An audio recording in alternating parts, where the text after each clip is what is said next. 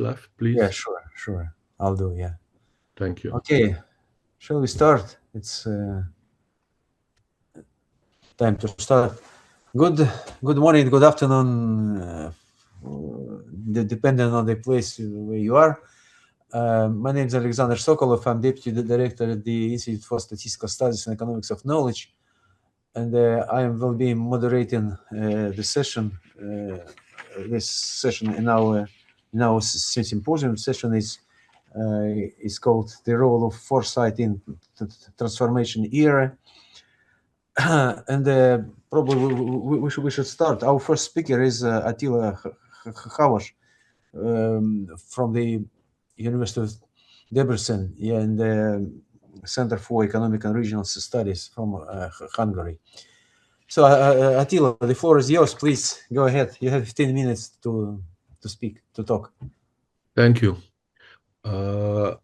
You see the presentation of the title of my presentation, and you see double N, as that stands for a co-author who works for an organization which doesn't allow its staff to attend meetings, anything organized by Russian organizations.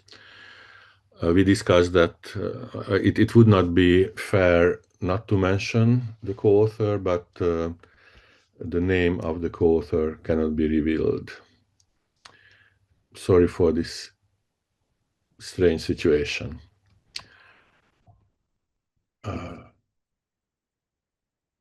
Yeah. So, leaving aside these difficult issues, why the name of the co-author cannot be revealed, there are further major challenges which need to be tackled with concerted efforts. Usually, more recently, these are referred to as elements of a polycrisis. I think there is no need to go into details for this audience.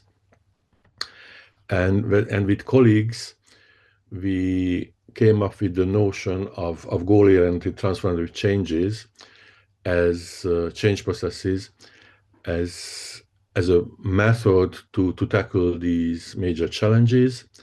And we also believe that in order to set these goal-oriented transformative change processes in motion, first we need to consider a broad range of possible goals. And for that thinking process, we need to include key stakeholders. And then they need to select, identify relevant, feasible, and ambitious goal. They need to agree upon that set of goals. And we need a strong commitment of the full spectrum of relevant actors to act in order to make decisions and take actions to increase the chances to reach the ambitious goals. And so that's the overall background, that's the main motivation. And in this context, we believe that as professionals, we need to consider the role of foresight and other type of forward-looking activities in guiding and implementing these goal-oriented transformative change processes. Also, we need to think about what type of already existing known foresight and other forward-looking activity, other types of forward-looking activities would be relevant, would be helpful, and whether we need to devise, whether we need to pilot new types of foresight processes and other types of forward-looking activities. So that's the main motivation. And the definition of goal-oriented transformative change processes is as follows. By that, we mean a closely interrelated set of radical changes at the level of socio-technical or an entire socio-economic system, so systematic changes, and below that level, so to say, we need millions of changes which would affect the underlying technologies, business models, cognitive frames, institutions. By institutions, we mean the rules of the game, business and social networks, as well as business and social practices initiated by a set of possibly various types of actors to achieve a major overarching goal. So that also means that we need both business, hybrid, and social innovation. So besides the systemic level innovations, transformation, we need hundreds or thousands of other types of innovations. I've just said that. And just as important remark, this is not part of our definition whether the intended overall overarching goal has been achieved or not. That should be a different analytical effort, evaluation, monitoring and evaluation. Because of a very limited amount of time, I will briefly introduce the analytical approach and methods. Probably I will only mention very briefly the illustrative cases, what we have found, and hopefully I will be able to give some details about the tentative conclusions what we have. I skip this one. I would want to stress the last line, namely that because of these complex processes, we need innovation system thinking, and that should be coupled, supported by foresight processes. Again, I skip this one. Probably you know all these aspects of innovation system thinking. Just a very brief remark. I kept mentioning forward-looking activities. Our understanding is that there are a large, healthy, diverse family of forward-looking activities. All the members of the family are concerned with the future. That's why we call it future-oriented or forward-looking activities. But they have different objectives and communities of practice, different points of departures into futures. And foresight is one of them. More than 20 years ago, an expert group commissioned by the European Commission defined foresight as a systematic participatory process, collecting future intelligence and building medium to long-term visions aimed at influencing present-day decisions and mobilizing joint actions. It's a bit complicated sentence, so to stress the elements. Foresight processes consider multiple futures. It is a governance tool. So it is used to conduct. It is conducted to underpin decisions. In other words, this is not an academic exercise. It's not a discipline as opposed to future studies. It is transparent, and one of the main advantages, one of the main benefits is that foresight processes create ownership among the participants, and therefore we can tackle uncertainty. That would be a very interesting scientific discussion, whether we can reduce uncertainty or whether we can tackle uncertainty. Let's keep it a kind of schematic. Can you see the first part, or I don't know where to move. I can move it. Okay. So a kind of schematic visualization of the main activities which are needed during a goal-oriented transformative change processes is provided by this figure. First, obviously, we need to be aware, we need to identify something, we need to recognize it as a challenge. We can rely on signals by experts, activists, citizens, opinion leaders, politicians, whatever, you name it. We can use different sources, scientific facts, prospective analysis, and these challenges could be sudden, appearing in an abrupt way, or it can be a slow process, the way these challenges emerge, and the understanding of whether these are challenges or not, it can be contentious or consensual. So once the challenge is recognized as a challenge, we need to start deliberations in order to set the overarching goal. We need to identify opportunities for transformative change processes, but this is costly. both the deliberation processes and especially the actions. So we need time and resources, but it should not be discouraged us, because when we understand the cost of inaction, then probably we will be encouraged to take actions. Then strategic setting and planning processes starts at various levels to devise an overarching strategy, and also a number of specific strategies by various actors. And then actions are taken at various levels in different ways. And during the process, most likely there will be renegotiations, reinterpretation of the challenge itself, the strategies. We would gain feedbacks. So it's a trial and error process. It cannot be properly planned. And by the time the process goes on, probably the overall environment would change as well. So in a way, it's almost endless, or it's a continuous series of transformative change processes. So we cannot just sit back. So this is the overall background. In the context of the goal-oriented transformative change processes, foresight needs to be applied in a connected manner at different levels. So at the level of the system itself, at the level of innovation processes, as I said, business, social, and hybrid innovations. And when we talk about systems, we consider from global to local, 3, 4, 5 levels of systemic levels. As for the questions, we need to have a good understanding at what stages of the goal-oriented transformative change processes can and should foresight and other types of FLAs play a role, and what type of roles.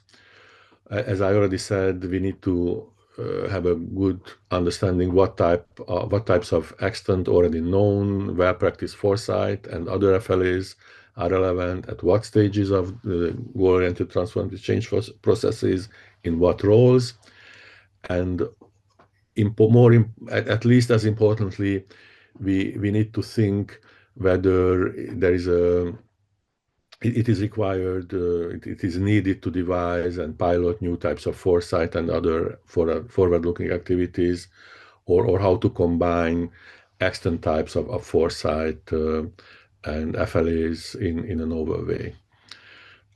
So given that, our main objectives are to offer new building blocks for an integrative conceptual framework to devise and implement goal-oriented transformative change processes, and initiate a dialogue on the roles of foresight and other FLAs in goal-oriented transformative change processes, and the need to devise and pilot new types of foresight and other FLAs. Because there are different understanding of, or different uses of the term foresight, let me specify what we mean by foresight, and that would explain the relevance of foresight to guide goal-oriented transformative change processes. So we have process benefits, new networks are created, existing networks are strengthened during the process, and there would be a shared vision by the participants. So as I said, there is a ownership. Foresight can underpin more effective policies. I skip uncertainty, but because it's too complex to explain in such a short time, but we can return to this issue. And foresight processes ideally lead to orchestrated actions, and in this case, for the desired goal-oriented transformative change processes. Also, we should expect transformed systems, including the governance subsystem of various national, regional, or technical innovation systems, sectoral innovation systems, and either in those cases when systems for whatever reason cannot be transformed fully, then the existing systems can be strengthened and adapted to changes when transformation is not needed or not possible for the time being.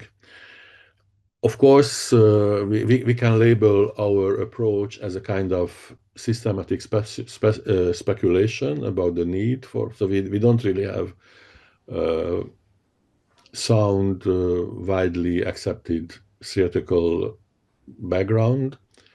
We need to speculate relying on the existing elements of knowledge about the need for and the main features of new types of foresight processes to inform and guide goal-oriented transformative change processes, and also the nested policies aimed at steering these transformative change processes in order to achieve these jointly set goals.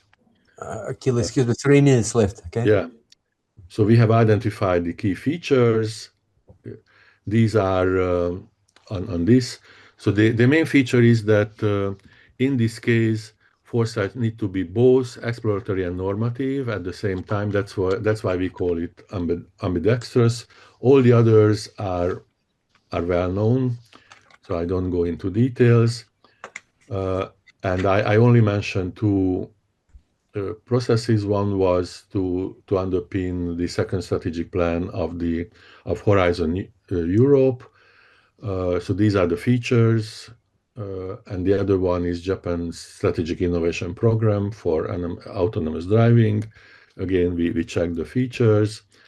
So to conclude, we have several success factors of foresight. We need an appropriate governance system. We need committed client or clients.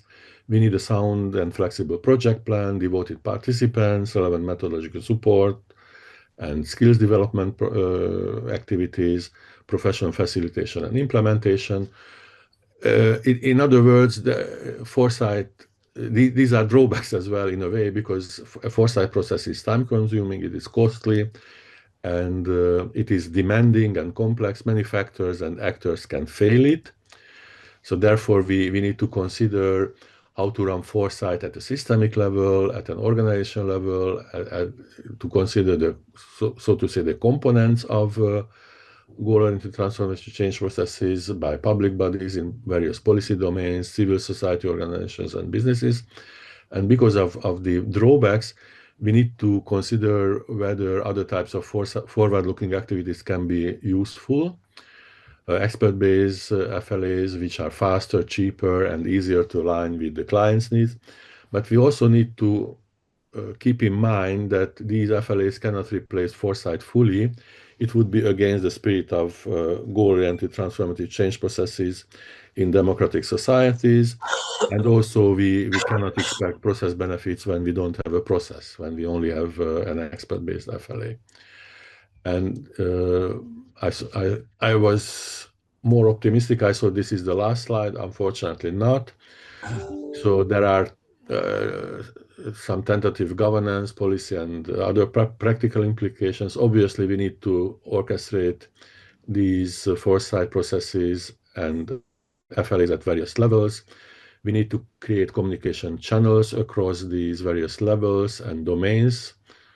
We need to establish interconnected fora for dialogues among key stakeholders. We need to develop new frugal methods to run foresight processes, but not at the expense of foresight processes, but not at the expense of process benefits. We need to devise methods for monitoring goal-oriented transformative change processes, for real-time and ex-post evaluation, and also to devote resources to translate foresight implications into actionable recommendations. In a nutshell, we need to be ambitious but remain practical. And I don't go into details of directions for future research, because these are quite self-explanatory, I guess. So thanks for your attention, and sorry for not being able to keep the time. Okay, thank you very much, Attila. We have time for a couple of questions. I don't see hands. Oh, Derek, please go ahead. Yeah. I don't go into a long discussion, because we could discuss foresight forever now. I do have one question. Looking through all the structural, Attila, looking through all the structural elements you have, the process elements, I want to just ask you, is the renegotiation and reinterpretation part, where you apply what I call decentralized thinking techniques. So where you're looking more at abstract aspects and bringing in more of what we call reconceptualization, recontextualization measures to sort of better, to really drill incredibly deeply into every concept that you come out with and every idea, whether it's input or output. Yeah, this, for example. Yeah, I must admit that thanks for raising these issues to direct our attention to the thinking process. I'm not familiar with your work, I should admit immediately, but as I understood what you were asking, I think those aspects are important at this stage. You can still see the presentation, I guess. Yeah, Not yeah. in the presentation mode. Yeah.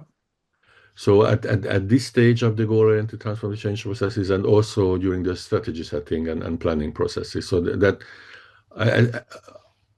I think what you have mentioned, this is a must, simply. Mm-hmm.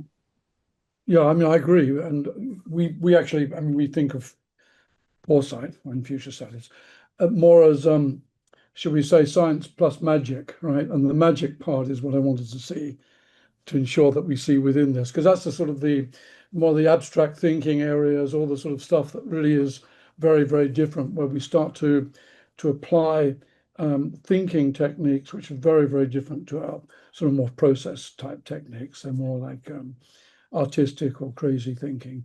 And I think that's quite important at all the stages, actually, but it becomes even more important when you get to sort of some outputs, right, that you believe you're going to sort of use as drivers to, you know, to the future.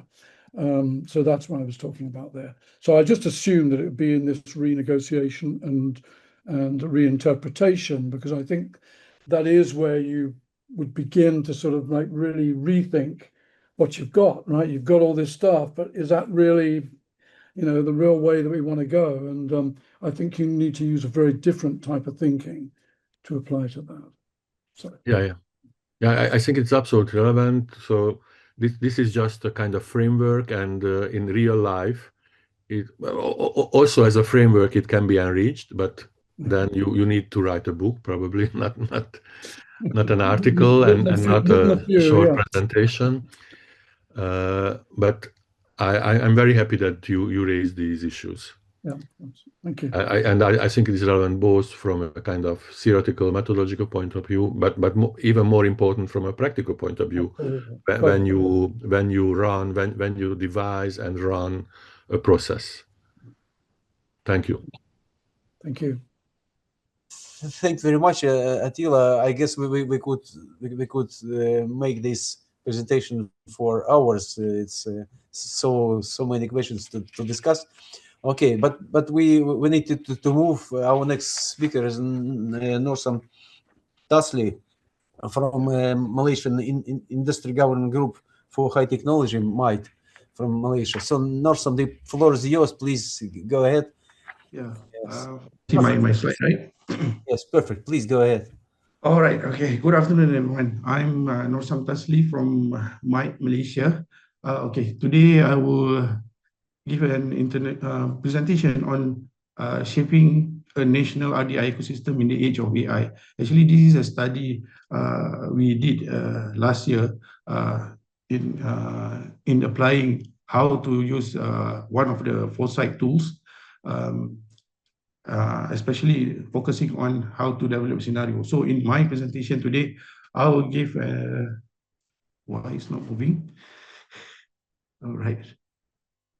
Okay. So today I will give a presentation focusing on, first I will tell where I'm coming from about mine, and then my division, and then the third agenda will be focusing on the topics of today.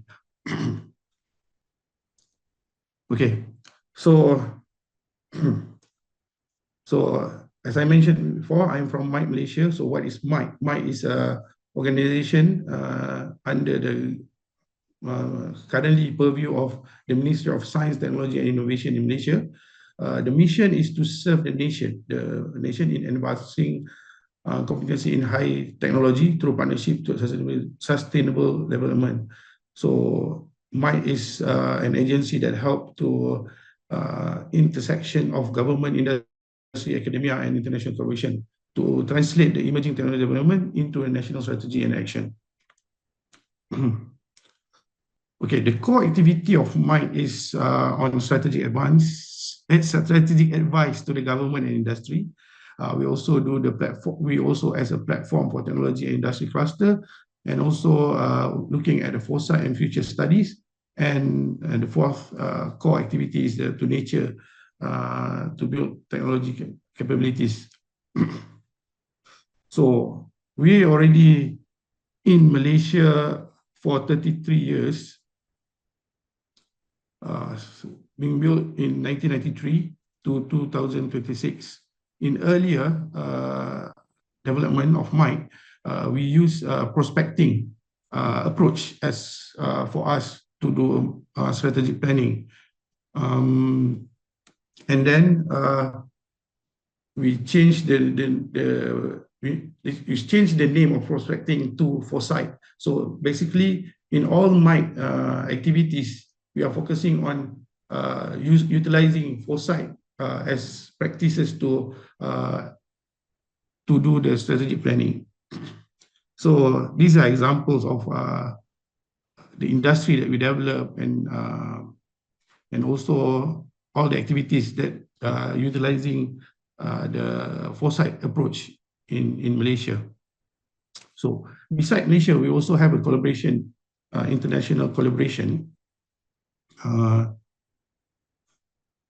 We have global partners around the world. So as for last year, I've been able, I have an opportunity to work at Qatar as a secondment to help Qatar to look forward in their science and technology development. So the main function of MITE in international collaboration is that we look at the industry development. Also, we look at the technology development and human capital development. So these are the example of a list of activities, programs that we have been involved around the world. We have collaboration with UK, Turkey, Spain, Indonesia, and also last year is in Qatar. And this is just a few activities for international collaboration. So that's about MITE. And then this is the division, the unit that I'm coming from, which is MITE Foresight. So it's established in 2012 to focus on two strategic thrusts. The first one is to explore future possibilities for better decision making. And the second one is to build national capacity in foresight and future thinking. So we want to make sure, especially in all the ministry, they have the capability of doing a foresight study. So in other words, our role is not only for study possible futures, but also we help decision makers become more capable of thinking and acting strategically under uncertainty world. Okay. So currently, this is the team under my unit. We have various transdisciplinary team.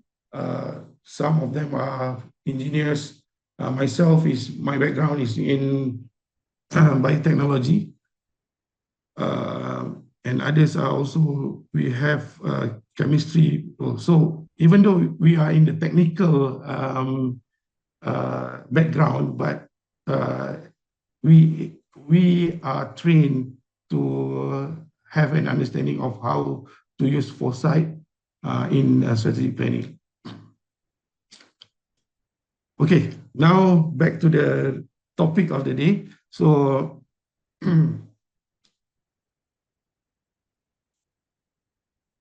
All right. So as I mentioned earlier, the presentation is focusing on not really on the context of the study, but actually how utilizing the foresight approach to be used in strategic planning study. So in this, for today, the topic will be looking at how to use foresight approach in shaping RDI ecosystem in the age of AI. Okay. We are currently living in a world, I think everyone understands this, everyone familiar with the background of VUCA world, which is volatile, uncertainty, complex, and ambiguous. Beyond those four, what this really means is that change is become faster, more systemic, and less predictable. We are not only dealing with the individual technology, but with interdependence of the system. A breakthrough in one field rapidly cascade into others, and it will change everything. It will affect others, policy, infrastructure, talent, geopolitical, and market structure, and everything are connected in this VUCA world. So for decision maker, this will create uncertainty, difficulties. They have more option, more change, fast changing ecosystem, and most challenging thing is the less time to respond in this kind of fast changing VUCA world.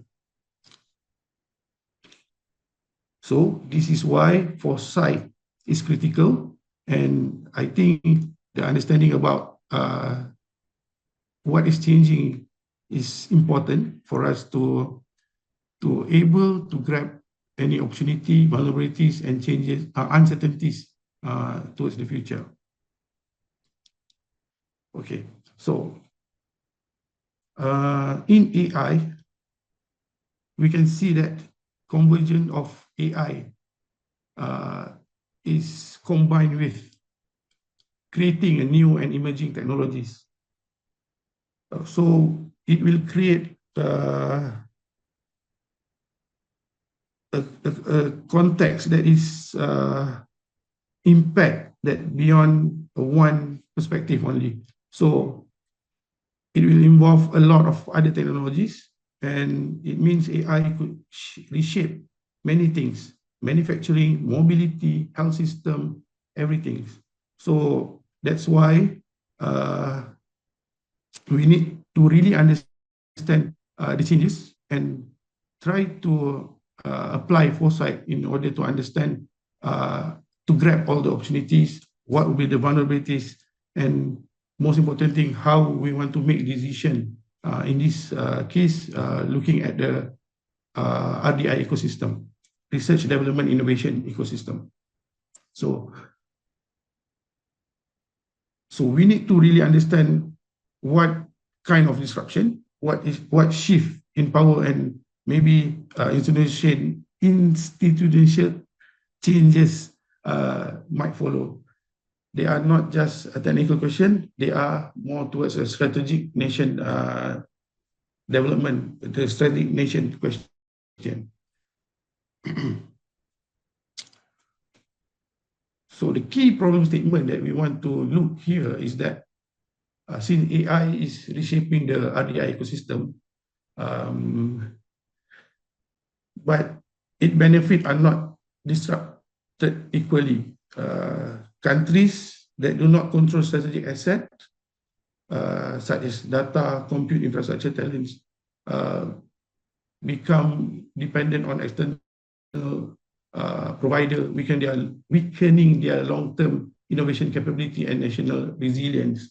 So in order to understand all that changes from the VUCA world AI perspective, we also need to really look back how to develop, and we need to answer the question of how to develop an RDI ecosystem that can leverage AI for growth, trust, competitiveness, while ensuring the local sovereignty, reduce dependency, and build strong local capability for sustainable innovation. So, in order to explore all of this situation, so we use the scenarios, which is one of the tools in foresight study. We try to create scenarios in understanding what will be the future look like in AI impacting to the RDI ecosystem. So we look at inductive approach. We look at the inductive approach is an approach that we look at what is the happening now that's bring towards the emerging situation in the future. So this is an approach where we look at the trend, we look at the signals, and we combine all of this to create scenarios. For that, we can understand, we can explore what could happen in the future. So inductive approach is not a different way of scenario planning.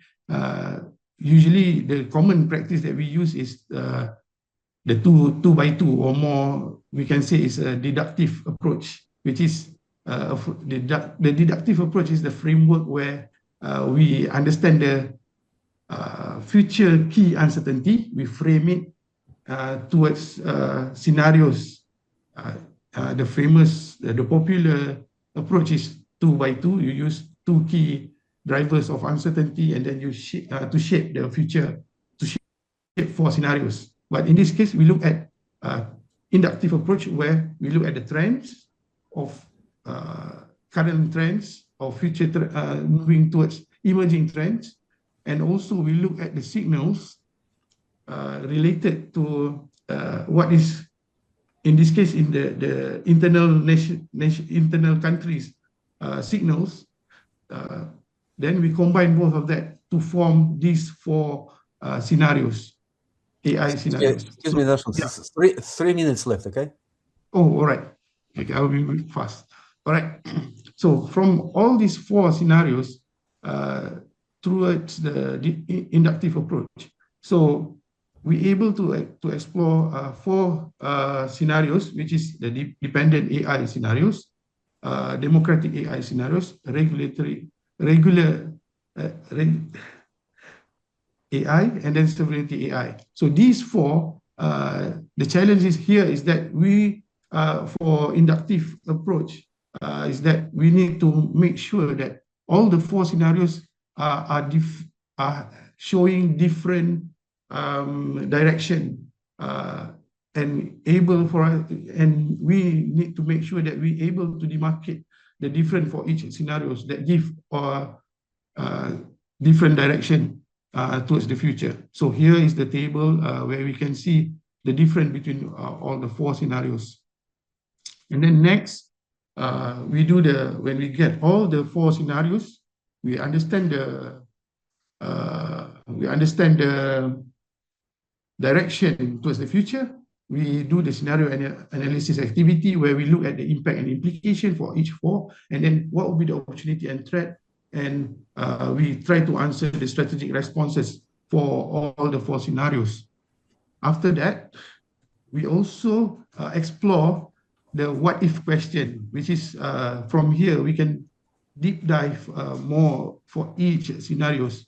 So for instance, in this slide, the question that we need to ask is, what if for dependent AI, what if the nation become reliant on AI built, owned, and controlled by others? And for democratic AI, what if AI advantage come from openness and speed and collaboration? And regulated AI, what if the trust and governance become the true basis of AI leadership? And the 4th one is sovereignty AI, how the local capabilities, we need to have that kind of that. So based on that, we can conclude that after all the explore, we can see that we can see that we can after we explore all the 4 scenarios, we conclude that to look at the perspective of what are the decisions that help to help them, to what are the decisions that we can make to ensure that the national are not be in trapped in specific scenarios, but the recommendation or the decision should include what are all the opportunities that we can gather from all the scenarios, and what are the mitigation action that we can, in order for us to avoid all the risks and future threat for all that kind of scenarios.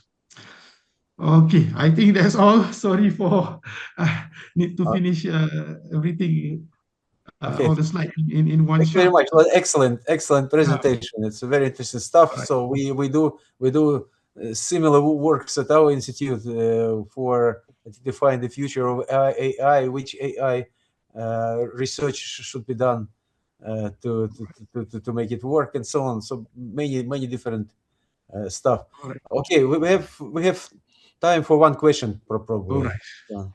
Anyone? Who would Alexander, like- you know I have a question, but does Eric, someone you else, always have a does question. someone else have a Please, question? Eric, only I ask you to be a little bit short because we are running out of time. Okay? Can I ask a Please question? go ahead. Okay. May I? Yeah, May please I? do. Please do. Okay. I want to ask, what is the main problem for you in all this stuff? What is the main challenge? The main challenge is that in this study, you mean in terms of this topic or in terms of the in your you showed your approach to foresight. Where is the most problematic part? What is the challenge? The most challenging in applying the foresight approach here is to get the ownership ownership of the scenarios, especially for the clients. So from that challenge, the way we want to develop the scenarios usually should be mirror or should be really related to the local perspective or the client perspective. So that's the key challenges for me, and usually practices that we always have a really challenge us is that to make sure that the scenarios is really reflects the client's need. That's the main challenges. Yeah. Thank you. Okay. Thank All you. right. Derek, okay, very short question. If Very quick question. So thanks very much. That was good, actually. I really like that. So I have a question on everything you talked about is predominantly AI driven, right? So AI drives at the focus of it all. But in actual fact, the power really of AI is its integration with the other technologies, right? With biogenetics and so on and so forth. And I wonder whether you've overlaid, because if I looked at your 4 scenarios, there's a massive expansion of those scenarios if we take them into the transdisciplinary science area. And I wonder whether you've overlaid any of the other technologies to see where the real power of AI is when it's combined with nano and bio and whatever, given the nature of your institute. Yeah. So AI, like this slide mentioned, AI is not about one technology, but is how it converges to other technology, and it will create a lot of disruption. So that's the things that we need to really understand and how we can exploit, so that that's why we need to have a really clear time frame of how AI is moving, not just AI, but how AI will bring other technologies to create a disruptive towards the future. So that's why I think foresight tools you should apply it in order to us to explore what would be the future look like? All right. Okay, that's fine. Yeah, we can talk offline as well. Okay, thank you so much. We are run out of time, so we will go to our next presentation, which will be made by Natalia Garber from Institute for Economics and Peace, Australia. Yeah. So, Natalia, the floor is yours. Please go ahead. Please go ahead. Natalia, yeah. Okay. I was asked by Alexander Sokolov to talk about creative foresight methods because all the others are already known to you, and I try to do my best. I'm a Russian artist, and I'm a representative of Institute of Economics and Peace, whose model of peacemaking I upgraded. And I'm a part of the A-Art Revolution Global Movement. It is based in UK, but it is global. Please, the next slide. Okay.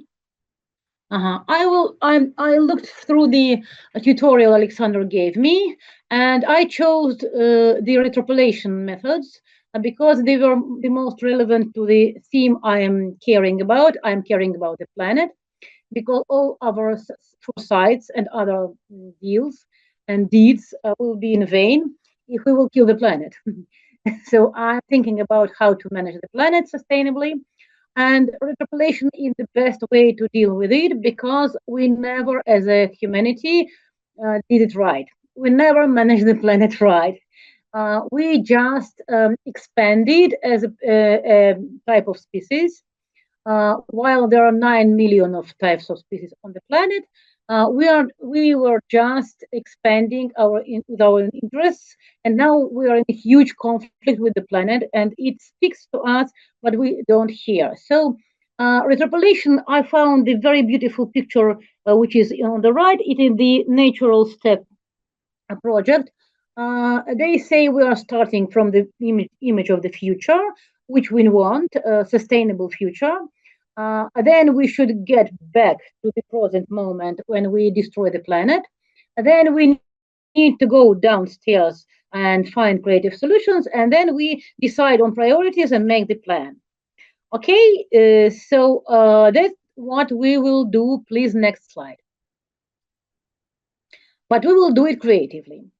I am thinking about the embassy of the biosphere, the embassy of those 9 million species who are the part of the large biosphere, about which Vernadsky in 1941 said that management of the planet, of the biosphere, is the main task of the humanity because we are geo-changing force already. We were geo-changing force a century ago.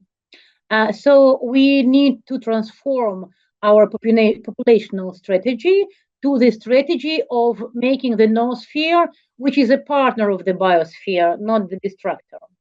I will go with these 4 steps. The picture in the middle shows it visually.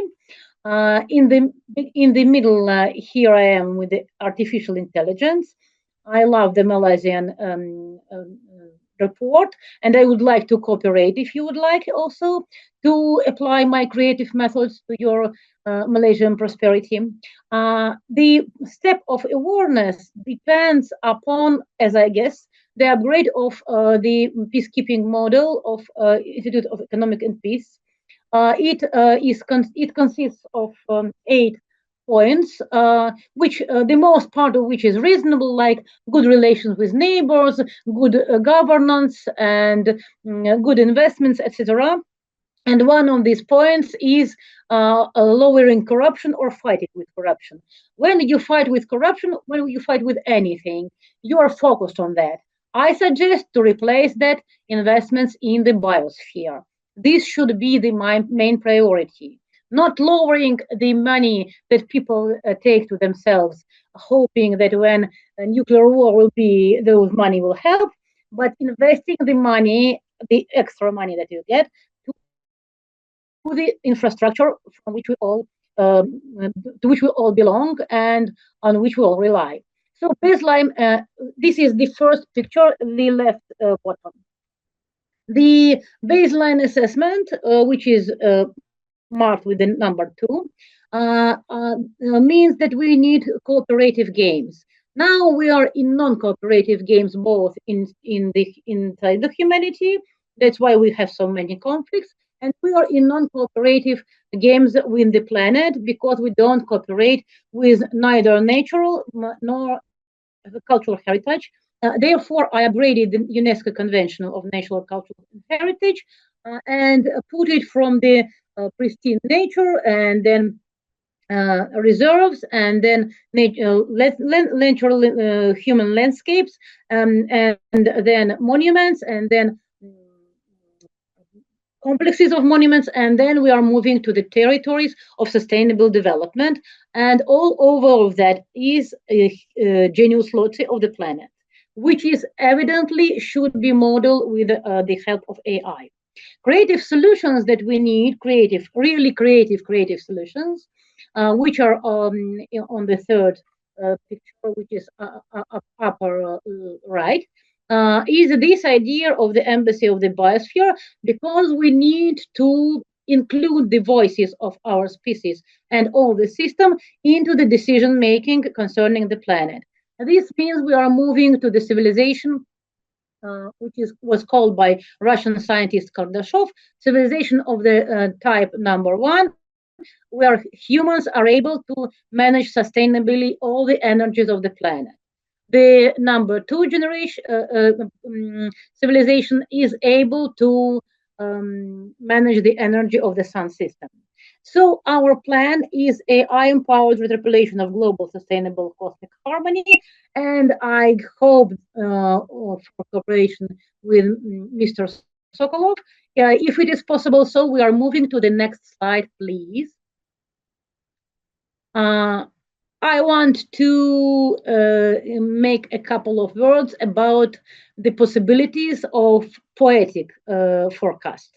When I was looking through the Alexander Sokolov tutorial, I found that certainly one side is rational methods, which are mostly data-driven, and it's beautiful, and using AI is beautiful. And the other side is using forecasts made by people who are not digital and used to be understood as not rational, which are writers, and the main of whom is Wells, who started to make his forecasts in 1901.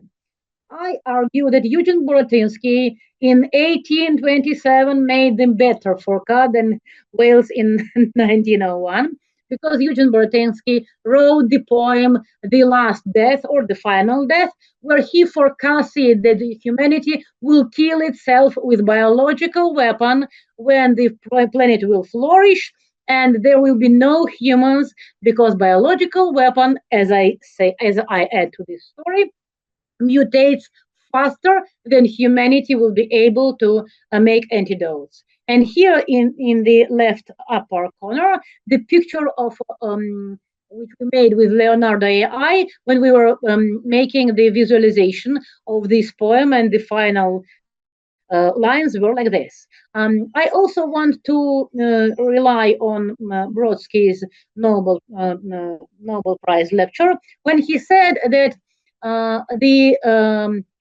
verse writing is an extraordinary accelerator of conscious thinking and comprehending the universe. And poetry as the way of thinking, poetry as the way of organizing of your neural nets. Poetry is a way of accelerating thinking and including forecasting and including foresights. Please, next slide. I would like to, it's a joke, but it's not that much a joke. I found an old Russian film. It is called Come Tomorrow, about a young woman who sings, and she comes to Moscow to conservatory and finds professor who will help her to realize her talents. And the surname of professor is Sokolov, and she is rushing and saying, "Hey, wait!" And he says, "Oh, if you are yelling me, you should say, hey, Professor Sokolov." So I am saying, hey, Professor Sokolov, because I get that my creative ideas and your professional background can be together make something really interesting. And I'm referring also to Sebastian Bakov, Managing Director of the World Economic Forum, who said that we have not that much problems with digital technologies or humans. We have the most problems with the discourse that makes us passive subjects in a world of volatility, uncertainty, complexity, and ambiguity. So I suggest you to think different. Next slide, please.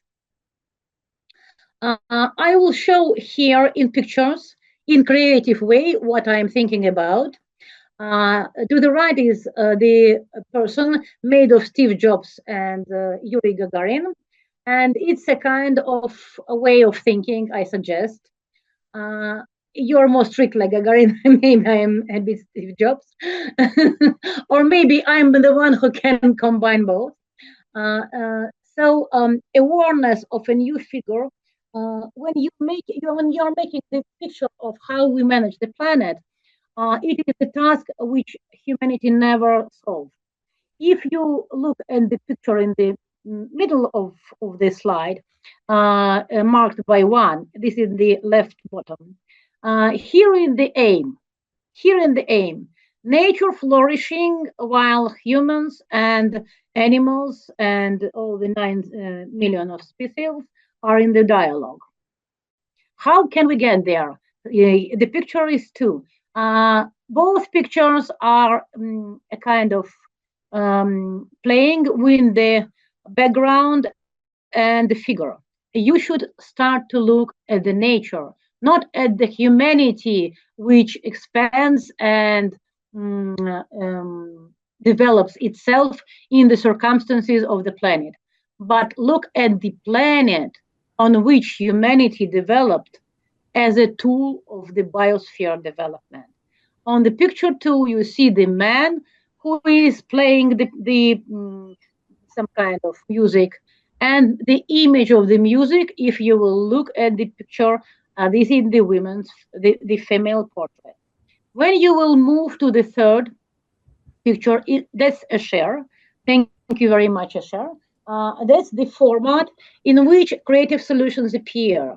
There's the moving from Euclidean reality to the Lobachevsky space, when things that never intersected before, like interests of nature and interests of humanity, interests of different countries, etc. I should finish, yeah? Excuse me, 3 minutes left. Okay, yeah, I'm finishing. Yeah, are intersecting. And the right bottom picture, also by a share, is the kind of how we will make these white swans of changes. This is 4-dimensional reality. Next slide, please. These are the images I've made.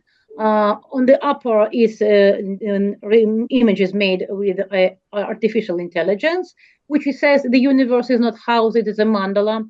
I declare that SDG number 18, which is making the empathy of the planet is the solution to all of our problems. And downstairs, we see the pictures which are absolutely real and moving us to this image. Next slide, please. I would really like to cooperate. To the right, it's the QR code of my website, and I would really like to apply my ideas to Malaysia. I like your report very much, and if you would like, I will write you with my ideas, and we can cooperate. If anybody has questions, I will be glad to hear them. Okay, Natalia, thank you very much for your presentation. Any questions? No.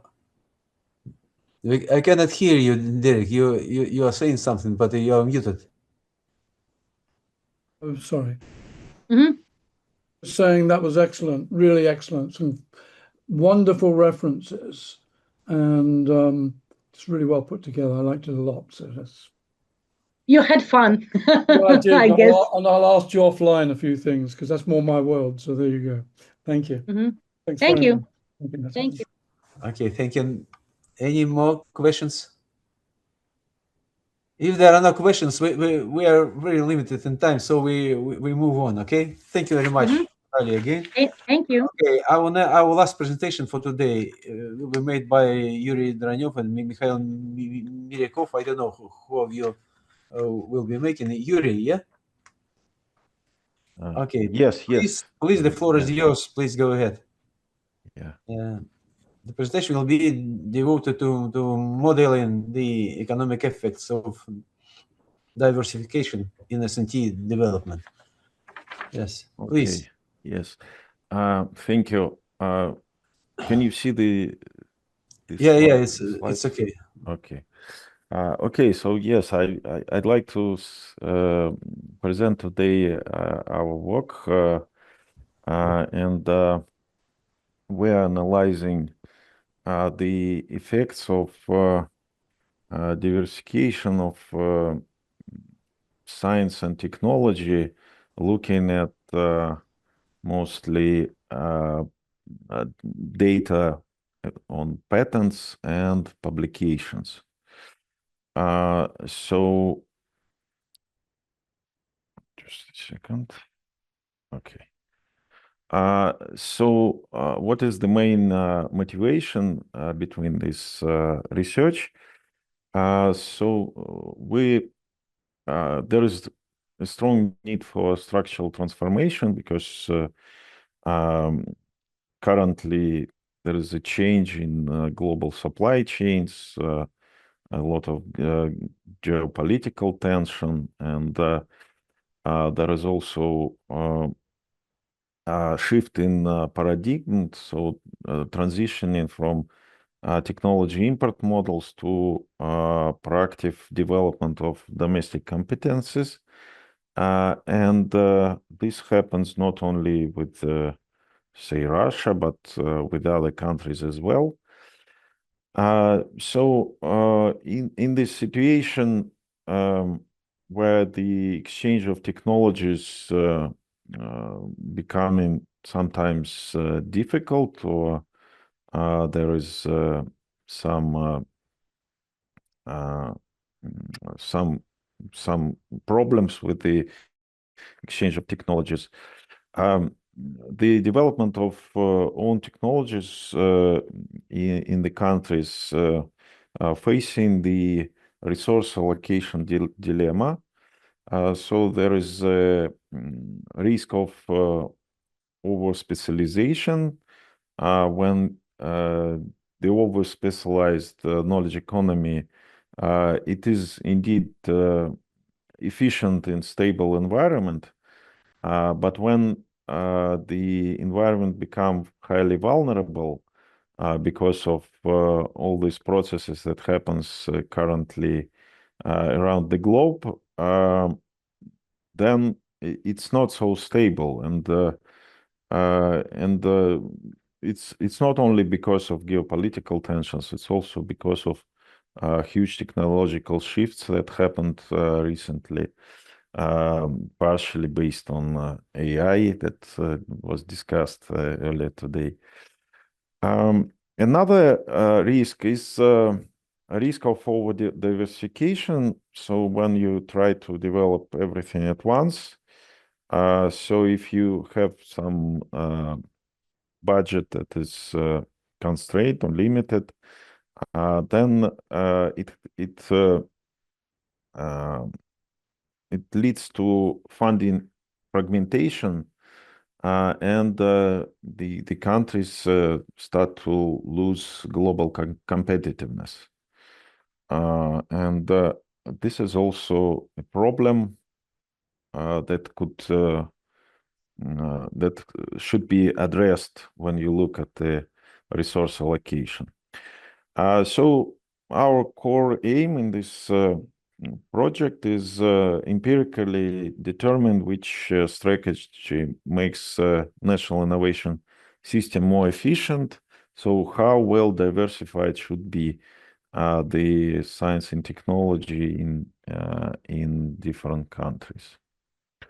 So the idea of this diversification came from our previous paper, me and my colleagues. It was published in 2018. And in this paper, we looked only specifically not on the total science base, but specifically on agricultural science and the productivity of agriculture in different countries. And the idea was that here the graph shows you that there are coordinate axes. One is value of diversification across countries of agricultural science, and the value, the y-axis is value of agricultural value productivity. So from this picture, you can see that there is increasing productivity till some point, and then the productivity decreases. So you can see different countries on this plot, and after some point, the greater diversification leads to lower productivity. So here, if we talk about the overall research gap in the existing literature, it often analyzes the diversification at the regional level or within a particular technological field. So we're trying to analyze macro country level across nations, so that can help to direct the policy, science and technology policy.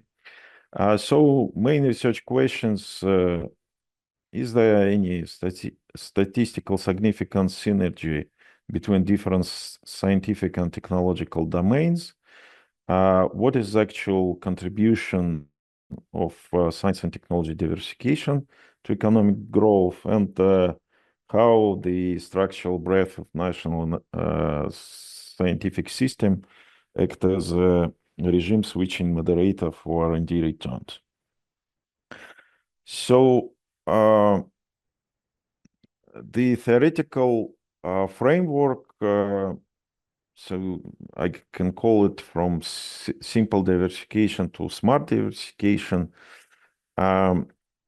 The so-called concept of relatedness was mentioned in several papers, and it means that economic growth is not stimulated by just the diversity, but of science and technology, but rather the related diversification. So when you have close fields that can generate innovation. So overall, the methodology of this research goes into three blocks, one of which is synergy analysis, when we calculated conditional probabilities of joint specialization. Then the next one is diversification index, different types of indexes, Shannon, entropy, Herfindahl-Hirschman, Gini, correlation weighted. And finally, econometric modeling, when we look at the effects on GDP growth. So the data sources are patents, WIPE and other bases as well. For publications, we looked at Web of Science and OpenAlex, and macroeconomic indicators were taken from World Bank. So here you can see the result of relatedness between different science fields. So here on the graph, there is a conditional probability that the country has a high share of technology A in its patent or publication portfolio, given that it also has a high share of technology B. So It's related between technologies. On the left-hand side, it's related to patents and on the right side, it's publications. So with patents, you see some green. It's a heat map, so it's green lights in the sector of engineering, building, construction, physics, and so on. For publications, it's not so clear where is the main cluster of high relatedness between different topics in research. So overall, what are conclusions from this analysis? Regarding patent portfolios, as I said, there is a core cluster of engineering and infrastructure, and there is a strong synergies between engineering, transportation, and construction. And also it can serve this traditional engineering as a central hub for systemic synergy. For publications, strong interdisciplinary clusters within natural and engineering science. So material science very related with chemistry, nanotechnology, and physics. So they usually grow together in the countries. So in patents, there is practical formalized synergies. In publications, it's a rather fragmented picture. And interaction between foundational engineering clusters and life science is very low. And it's partially could be explained, but currently with the development of interdisciplinary technologies and research fields, that looks strange and could be maybe in the future could be changed. So the overall technology hypothesis from this analysis that technological breakthrough emerge from cross-pollination of highly diverse yet related scientific bases. So, for example, to make some breakthrough in terms of life sciences, you might also develop the relatedness to other fields, including engineering. Another result that we get is we run some regressions, and the result was about the effect of R&D on 5-year GDP growth. So depending on diversification index. So there is a certain threshold, so below which, if the diversification is lower, this threshold, below this threshold, the marginal effect of R&D on future growth is negative. So the more R&D, the more you invest in R&D with very concentrated research, the less increase in GDP you get. After this threshold, the picture is different, so R&D becomes more. So investment in R&D becomes more interesting, more positively affects the GDP growth. So overall, the R&D expenditure alone doesn't guarantee economic expansion. So it's very dependable on structural configuration of national scientific base.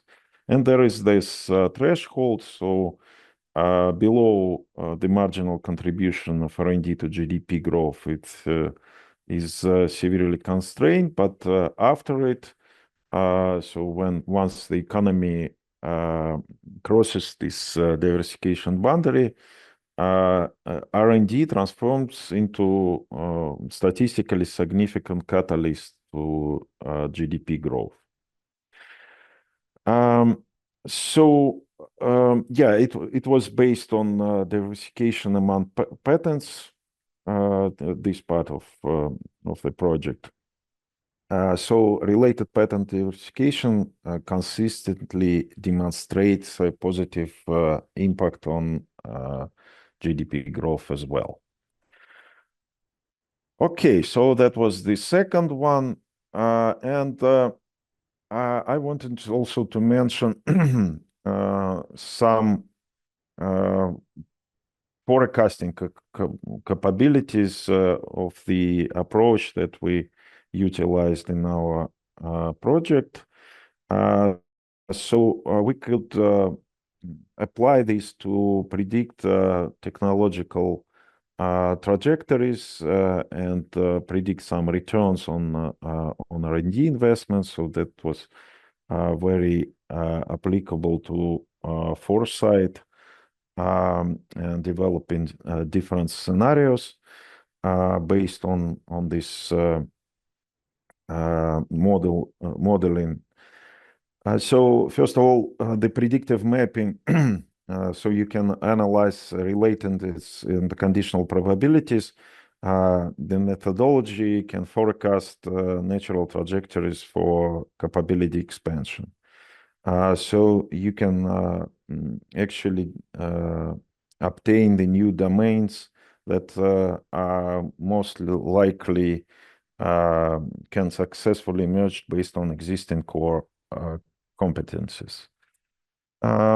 Then R&D return forecasting also we obtained this econometric threshold model that can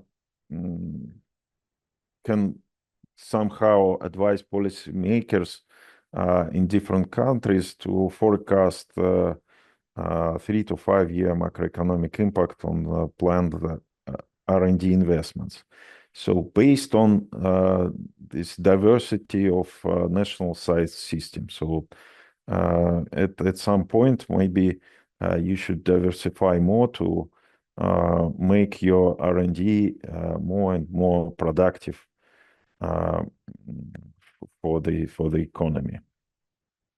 And of course, there are hidden niches that can be explored using this specialization, and these probabilistic models forecast high potential for rapid growth due to presence of related driver technologies. So conclusion, so you can, using this approach, you can optimize the architecture of national science. You can increase aggregate R&D spending. So increase of R&D aggregate R&D spending if the system is very concentrated on few scientific fields, it will not generally give you the desired economic growth, right? There is policy shift, so focus must transition from just increasing R&D to invest into diversified but related scientific structure. And for maximum impact, you need to prioritize building cross-disciplinary nodes and bridge existing scientific strengths with high-value future niche. So this can be called smart diversification. It's not just a goal, but some condition for sustainable economic growth in general. That's it. Thank you for your attention. Okay, Yuri, thank you very much. Any questions from participants? Derek, as always, you are muted. No. Hello. Hi, thanks for that. Excellent, by the way. Thank you very much. I have a question on, particularly related to the last slide, actually, but prior to that as well. When you talk about, when you look at your projections, and I know you're talking about 3 to 5 years, which is on the, which is short for us in Foresight in particular. But I'd like to know what sort of discontinuity criteria are you putting in? So one thing's basing on, for example, current core competencies, or looking at where some of the more critical, where some of the critical movement in new technologies or emerging technologies. But if you just take AI, if you think about the amount of accelerated investment and amplified investment and development of AI over the last decade, compared to previously, which was not necessarily projected in the same way that we would normally project. How do you look at discontinuity? How are you looking at the sort of those types of criteria that completely disrupt, rather than more of an extension of the present? Yeah, that's a good question. Could be one of the new waves of our analysis. Actually, we didn't look yet at this sort of, I would say, jumps, right, in the performance based on the technologies. So here the question is more,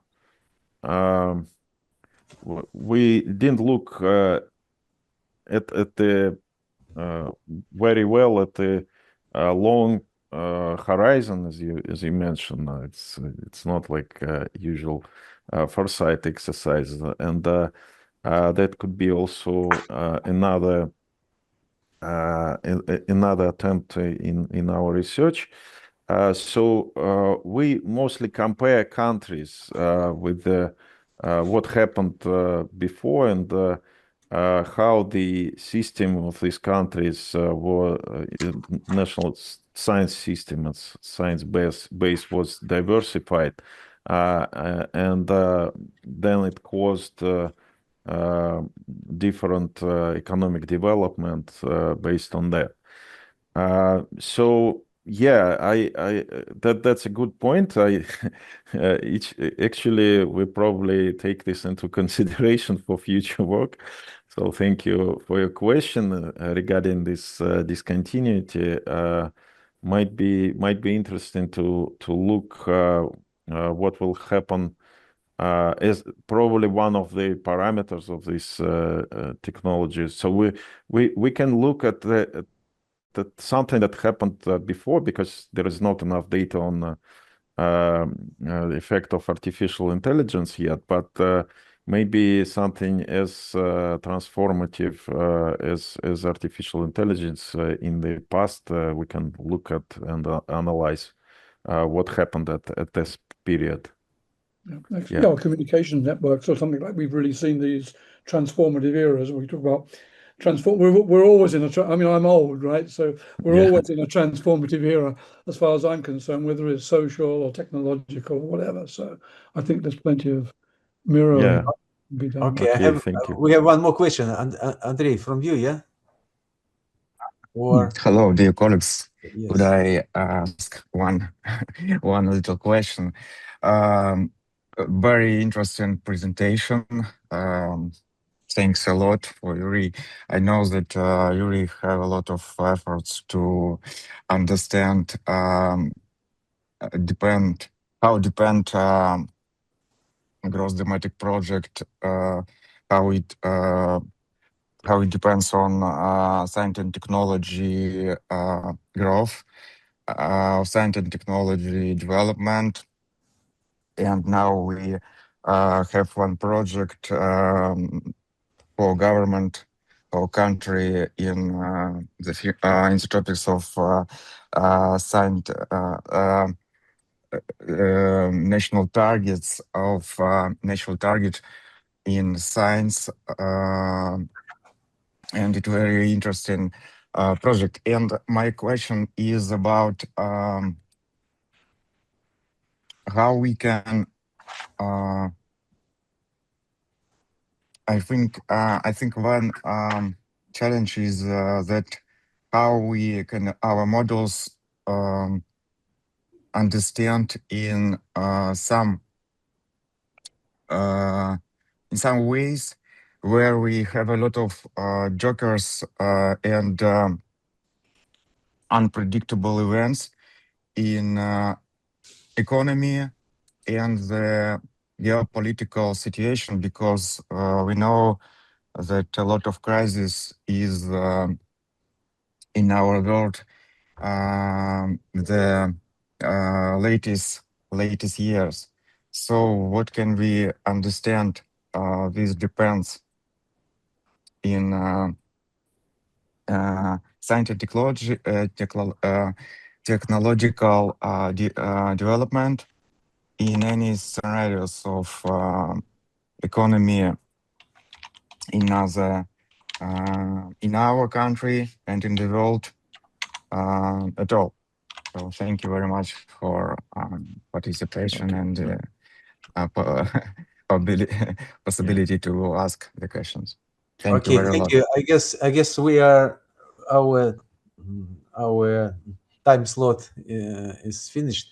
So I just wanted to say a few words in the end. I enjoyed very much with this session, I must say. The presentations were very different, I must say, yeah. Whereas Attila gave us like a kind of overall framework, and Norsam showed concrete application for a fast development area, yeah. And then Natalia showed something artistic and something foresight of I don't know what of literature, of art, whatever. And Yuri showed us very practical approach to assess impact of sensitive technology on economic growth. So they are very difficult, but they show how rich the foresight area is. So I would like to thank all of you. It was a nice discussion, nice questions, nice answers. So we are waiting for you at our next session, which will be very interesting. There will be presentations from Brazil, from our university, from France, from United Arab Emirates. So it will be very exciting to see all of you there. So thank you very much. At this point, we finish it. Okay. Later. Thank you, everyone. Thank you. Bye. Bye bye.